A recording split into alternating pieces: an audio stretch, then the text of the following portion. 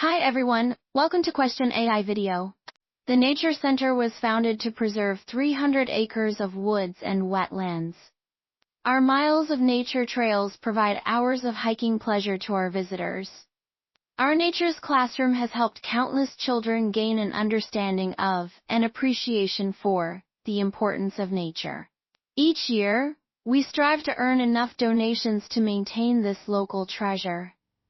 This year, in honor of the Nature Center's 50th birthday, our annual fundraiser will be even more elaborate and elegant than usual. Want the full explanation? Check out the details below for the complete answer.